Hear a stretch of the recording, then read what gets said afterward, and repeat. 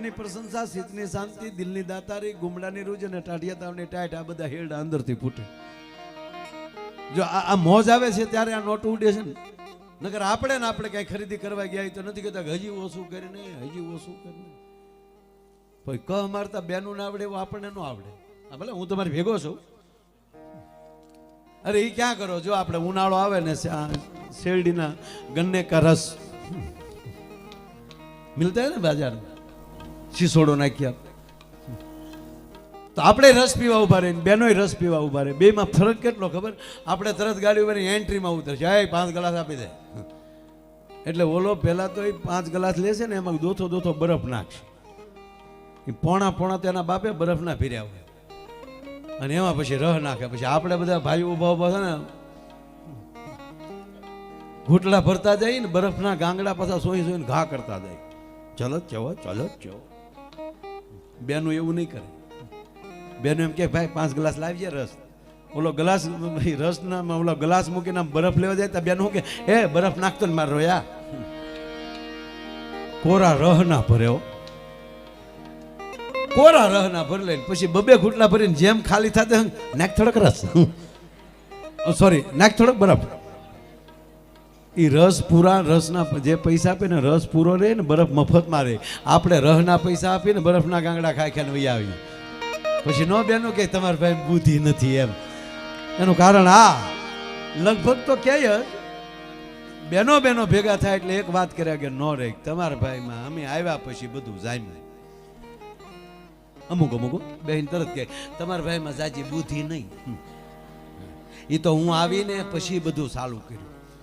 આપણા છે એ જિંદગીમાં અમરીશભાઈ 7 ભવના આપણે કહીશ, 7 ભવના બંધન, 7 ભવ ને. તો આપણને ખબર કેમ પડે? પતિ પત્ની જે બેઠા છે તો આપણને ખબર કેમ પડે કે એનો આ કેટલામાં ભવ હશે? તરત ખબર પડી જાય. બે માણસ વાતો કરતા ને આપણને તરત ખબર પડી જાય કે આના કેટલામાં ભવ છે. બેન બેઠા શું કહે ખબર? એટલું કહે ને હજી સુધી તમારામાં મને કઈ ખબર જ ન પડી. માનવાનું પહેલો ભવ, પ્રવેશ એન્ટ્રી. એમ કે ને તમારામાં કઈ મને ખબર જ ન પડી, કાંઈ તમારું કઈ સમજાય જ નહીં. માનવાનો પહેલો ભવ. પણ અમુક બેન એમ કહે ને મને તમારી બધી ખબર છે, એ તો હું સૌ ને એટલે તમારું ઘર હકારું. બીજી વાત તો કેદુની વહી ગઈ વાત. અને એવા હારા ઘરના માગા આવતા હતા પણ મારા બાપે ગધડા ડોકે હીરો બાંચ્યો. માનવાનું 7મો ભવ ઓળખી ગયેલા છે.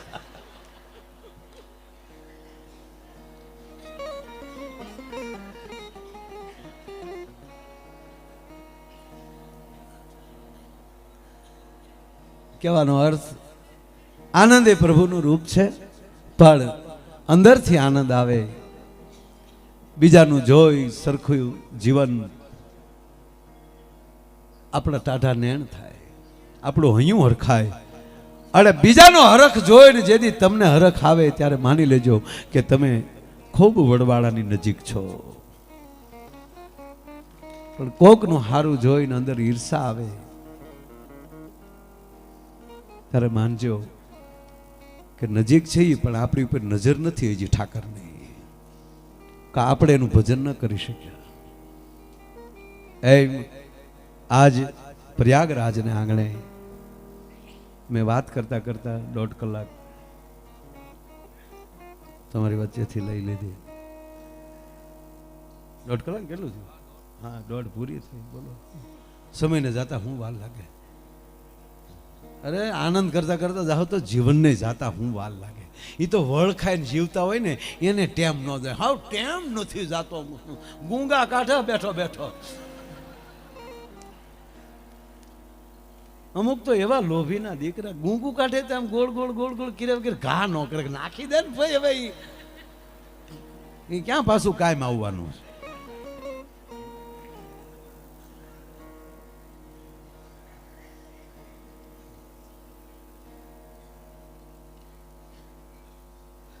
પણ એક રંગાનો ઉજળા જેને ભીતર નહીં દૂજી ભાત, જેનું જીવન એક રંગું થવા મળે, જેનું જીવન બીજાના માટે આનંદિત થવા મળે, છેલ્લી એક વાત કહી, માતાઓ બહેનો બેઠા છીએ બધા પૂજ્ય કળીરામ બાપુની નીચરામાં એના સાનિધ્યમાં આવો રૂડો કાર્યક્રમ છે. એવડે બાપુએ અહીંયા કુંભ ઉજવો છે. જો તો ખરા આપણા માટે કેવું કરે છે, આપણા જ માટે ને. નહીતર તો એ તો ગમે ત્યારે આવીને દર્શન કરીને વયા જાય. પણ ના, અહીંયા મારું દૂધરેજ બને, અહીંયા મારી વિહોતર નાયત આવે, અહીંયા આવી મારા સમાજનું કલ્યાણ થાય, એક ડૂબકી મારે થાય. બાકી સાતી ઠોકીને કહું સાહેબ, એના માટે તો ગંગા દૂધરેજમાં આવવા માટે તૈયાર હોય છે. આ જરાય વખાણ નથી કરતું, આવવું જ પડે. મારો કરણ મરણ પથારીએ પડ્યો હોય ને ગંગાને યાદ કરીને તીર ચડાવે તો ગંગા જો ત્યાં હાજર થતા હોય. આ પતિત પાવની છે. પણ પૂજ્ય બાપુ 5-6 મહિનાથી અહીંયા કુંભની તૈયારી કરે છે. ક્યાં જગ્યા રાખશું, કેટલી જગ્યા રાખશું, અહીંયા બધું જમવાનું, અહીંયા બધું પ્રસાદની વ્યવસ્થા કરવી, અહીંયા આવી ટાઈટમાં આવા ડોમ મંડપો બનાવવા, હજારો માણસનું, કરોડો માણસનું, હજારોનું ક્યાં કરો, કરોડો માણસનું અહીંયા આમ કેમ દળાતું હોય, એની વચ્ચે અહીંયા ઉતારામાં આટા મારો ને તો આ દૂધરેજના ઉતારાની ધજા ક્યાંક અહીંયા નોખી દેખાય છે. આ કોના માટે કરે છે? આપણા માટે. આવો સાથે મળીને. આજનું નામ જ કલ્યાણ છે. ભગવાન રામ એટલે ભગવાન છે કે ક્ષમા આપે છે. કૃષ્ણ એટલે ભગવાન છે કે ક્ષમા આપે છે. સદગુરુ એટલે ભગવાન છે. સદગુરુ ભગવાન કી જે આપણે બોલી છીએ, સદગુરુ ભગવાન છે. શું કામ? ઈ પણ કાંઈક આપણી ભૂલ હોય તો ક્ષમા આપે. તકલીફ ક્યાં પડે છે? જ્યાં અડધું સાંભળ્યું હોય. આ જીવનમાં કોઈ દી ભારુમાં ભાઈઓમાં અડધું સાંભળેલું હાસું માનવું નહીં. ત્રીજી વાત, જે કુટુંબ સિવાયનું કોઈ બેન હોય અને ઈ તમારા વખાણ કરે, સાવધાન, કે પાણો આવે છે, ખોટા વખાણ. કુટુંબ સિવાયની કોઈ વ્યક્તિ આવીને તમારા વખાણ મળે કરવા કે ભાઈ તમે તો બહુ સારા, તમે કેટલું કામ કરો, તમારા મોટા ભાઈ તો ખાલી બધે મહેમાન ગતિઓ કરે, તું તો સતત કામ જ કરતો હોય, તો હરવા ફરવામાં હોય. એવી જ રીતે કોઈ બેન આવીને એમ કે બેન તું તો કેટલા ઢળડા કરી પણ તારી જેઠાણીને અથવા તારી દેરાણીને તારી કદર નહીં. પેલા વખાણ કરશે 15 દી એટલે તમને જીતી લેશે. વખાણ કોને ન ગમે? અહીંયા આવીને 2 જણા એમ કે વાહ માયાભાઈ જેવું કોઈ નહીં, માયાભાઈ જેવું કોઈ નહીં. આવું બહુ કે ને માયાભાઈને હોલ્ડરમાં આંગળી ભરાઈ દેવાય એટલે આની જેવું છે એટલે હાલ ના. સમાજ છે, એ પાણી છે, પ્રવાહી છે, અને જે કલર નાખશે એ કલરનું થઈ જશે. વખાણ ચાલુ કરે એટલે એના પ્રત્યે લાગણી થાય આપણી. 2 વાર નાલી નીકળો તો ચા તો પીતા જાઓ, અને પછી જયારે તમારા પરિવારની કોઈ વ્યક્તિનું ખરાબ બોલે ત્યારે માની લેજો કે મંથરા મરી નથી ગઈ, મંથરા જીવે છે પાછી. પછી સ્ત્રી ન હોય, મંથરોય હોઈ શકે. આપણે રામના ભાઈ તો નથી ને અહીં બેઠા, એના યંશી. આપણે દશરથ રાજાના દીકરા તો નથી ને, આપણે કૌશલ્યાના દીકરા તો નથી ને, આપણે શેષ નારાયણનો અવતાર તો નથી ને, લક્ષ્મણજી તો નથી ને. આપણે તો લક્ષ્મણજીને જો ભૂલ થઈ જતી હોય તો આપણે ક્યાં માથા કઈ ગજું આપણું. એટલે આ કથાઓ આપણને સાવધાન કરે, આવા સંતો સદગુરુ આપણને સાવધાન કરે. રામ લક્ષ્મણ અને જાનકી વનમાં હતા. એમાં લક્ષ્મણજીને કોઈ અડધા સમાજ, એક તો લક્ષ્મણ ત્યારે વ્યાકુળ હતા, વિચારમાં બેઠેલા, અરે રે મારા મોટા ભાઈ ભગવાન રામ, મારી ભાભી જાનકી એ કેવા મહેલમાં રહેતા હતા, કેવા ગાટલે રહેતા હતા, કેવા વીજણાની માથે ધોળાતા હતા, કેવા થાળ એને જમવા આવતા હતા. આજ પાણાના ઓછી કે મારા ભારુડા પીડે, મારો બાપ બેઠો છે, ઘાસની પથારીએ સૂતો છે. આવા વિચારો કરે છે. એમાં કોઈ એને સમાચાર આપ્યા, લખન મહારાજ, હા ભરત મહારાજ આવે છે અયોધ્યાથી, અને આખી ફોજ લઈને આવે છે. લક્ષ્મણ ભૂલ કરે છે. હવે સાંભળજો, ગુરુ મહારાજની કૃપા થાય ને તો ઘરે જેથી કંઈક રજા હોય, અઠવાડિયે એકવાર કે 15 દિવસે ગમે ત્યારે એકવાર પરિવાર ભેગો બેહી અને કેવલ ભરત મિલાપ 1.5 કલાક થાય વાંચતા, આખું કુટુંબ ભેગું થઈને એકવાર ભરત મિલાપ વાંચી લેજો. અને એકવાર ભરત મિલાપ વાંચી લ્યો, પરિવાર જિંદગીમાં જુદો નહીં રહી શકે, વ્યવસ્થાના ભાગે રહી શકે. હા, કોઈ વ્યવસ્થાના ભાગે રહીએ કે કોઈ ભાવનગર રહેતું હોય, કોઈ અમદાવાદ રહેતું હોય, બે ભાઈ આમ રહેતા હોય, એ વ્યવસ્થાના ભાગે રહી શકે. પણ ગુરુની કૃપા થઈ જાય ને તો હૃદયથી કોઈ દી જુદા ન રહી શકાય. એ તો પછી ખોડિયા જુદાના આત્મો એક હોય. લક્ષ્મણ મહારાજને કીધું કે ભરત આવે છે, સતરંગી ફોજ લઈને આવે, અને એની એક ક્ષણે ભગવાન રામની પાસે આવી લક્ષ્મણજી કહે છે, મોટા ભાઈ માફ કરજો. શું સમજે છે કૈકેયીનો દીકરો, જેની માએ આપણે 14 વર્ષ વનમાં તમને મોકલ્યા છે, અને હવે લક્ષ્મણ એવું ધારે છે કે 14 વર્ષમાં પાછો આવી નહીં, પાછો ગાદીએ ન બેસે, અને એકલા સમજે છે કે અહીંયા સેના લઈને આવે છે. બહુ ચર્ચા છે, એમાં ટૂંકું લઈ લઉં, 1.5 મિનિટ જ. મોટા ભાઈ, તમારા શરણોના સોગંદ હું ભરતને જીવતો જવા દઉં તો. લક્ષ્મણ બોલે છે, અને ભગવાન રામની આંખોમાં પાણી આવ્યું. લખન સાવધાન, કોની ભેગો છો ઈ તો જો, તું કોની હારે બેઠો છો ઈ તો જો. મોટા ભાઈ, ખા લક્ષ્મણ, આદર્શ ન ગુમાવો બેટા. મારો નાનો ભાઈ છો, તને વિનંતી કરું, આદર્શ ન ગુમાવો લક્ષ્મણ. અને તેથી લક્ષ્મણ કહે છે, મોટા ભાઈ તમને એમ લાગે કે મેં આદર્શ ગુમાવ્યો? આ લક્ષ્મણ આદર્શ ગુમાવે તો કોના બાપની તાકાત કે મારા ભાઈને વનમાં મોકલી શકે કોઈ? બ્રહ્માંડનો ગોળો તોડી નાખો મોટા ભાઈ. મેં આદર્શ રાખ્યો છે, જે મારા પ્રભુને ગમે એમ મારે જીવવા દેવો છે. પણ મોટા ભાઈ, આ આદર્શમાં જીવન વ્યર્થ થઈ ગયું એનું શું? આ પાણાના ઓછી કે શું છો? આ આદર્શમાં જીવન વ્યર્થ થઈ ગયું એનું શું કરવું? અને તેથી ભગવાન રામ ભરતના બે ગાલ, લક્ષ્મણના બે ગાલ પકડીને કહે, લખન, આદર્શમાં વ્યર્થ થયેલું જીવન બીજાની માટે આદર્શ બની જાય છે. આદર્શ ન ગુમાવો, અધૂરી વાતનો સ્વીકાર ન કરો. પછી તો થોડીક વાર થાય તો ખબર પડે છે કે એકલા ભરત નથી આવતા, આખી અયોધ્યા આવે છે. અને ભરત તો દડતો દડતો આવે છે, રામ રામ. લક્ષ્મણ રોઈ પડ્યા. ભગવાનજી, ભરત ના આવે એટલી વારમાં રામના ચરણમાં મસ્તક નાખી અને લક્ષ્મણ રોઈ પડ્યા, મોટા ભાઈ મને માફ કરજો. અને પછી જે બેની ચર્ચા છે એ વાંચજો, શું બે વાતો કરે છે.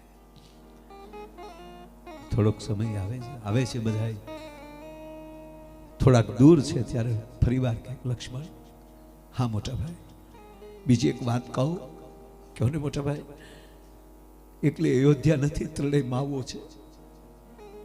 આ રામ, લક્ષ્મણ, એકલી અયોધ્યા નથી, ત્રણેય માતાઓ આવે છે.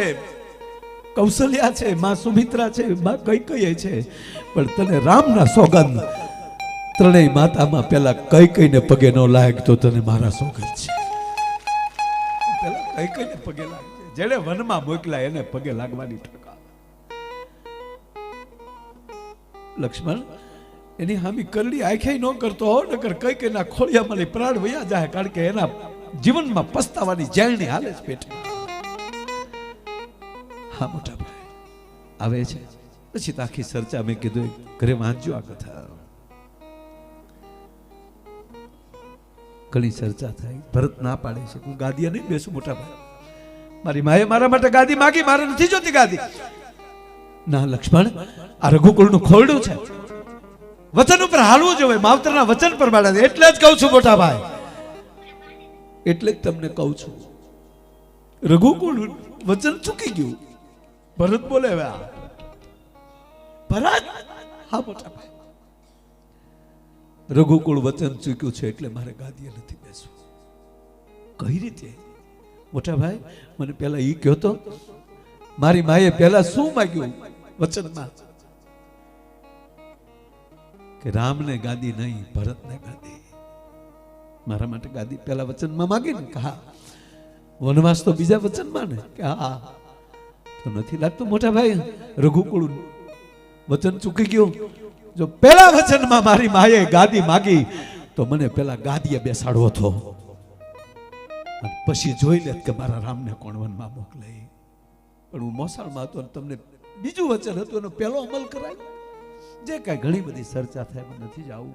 અંતે નિર્ણય થયો કે પાદુકા આ પ્રયાગરાજમાં દવાપુ બેઠા એટલા કથા વાત લઉં. પાદુકા ભગવાન રામની પાદુકા સિંહાસન ઉપર મૂકવામાં આવશે અને ભરત નંદીગ્રામમાં રહેશે. અને હા મોટા ભાઈ, ભરત નંદીગ્રામમાં રહે, એક જ શરત કે 14 વર્ષની માથે જે એક દી ગયો, મારો બાપ જો એક મોઢો દી પડે તો ભરત ખોડિયામાં પ્રાણ કાઢી નાખશે. સાંજ પડી, ભોજન લેવાડ, અયોધ્યાથી બધી વ્યવસ્થા આવી હતી. તંબુ નખાઈ ગયા છે, પોતપોતાના તંબુમાં બધાય રાત્રિના આરામ કરવા જાય છે. હવે સાંભળજો, કથાઓ આની ગવાય. અને માં જાનકી ઊભી થઈ, ધીરે ધીરે સીતા છે.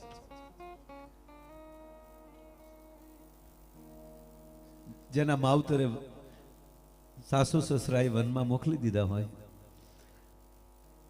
અત્યારની વાત કરીએ તો 1 પણ રૂપિયો ન આપ્યો હોય, જમીન ના આપે, પહેરે કપડે કાઢી મૂક્યા હોય, ગેટ આઉટ. અને થોડોક સમય થાય પછી ઈ સાસુ અને દીકરીની માં બે આવે મળવા, તો દીકરી પેલા કોને મળશે? આજ આવ્યા છે સુનૈનાજી છે, મહારાજ જનક પણ આવ્યા છે, સીતાજી ઉભા થયા છે. પહેલા વેલા જાનકી કઈ કઈ ના કક્ષમાં ગયા. કઈ કઈ તો તૂટી વાળી ભૂતી થયો, આહુડા નહોતા આવે. અરે મેં છોકરાઓનું જીવન ઝેર કરી નાખ્યું. અને કઈ કઈ ના ખબર નથી, આખું વિશે હૂતી છે તૂટી વાળી માં. કઈ કઈ એના પગ પાસે બેહીને મારી તમારી માં જગદંબા જાનકી એટલું બોલ્યા છે, મારી માવું સાંભળજો. માં, એ માં, પગ લંબાવો ને, લાવો તમારે પગ દબાવી દો.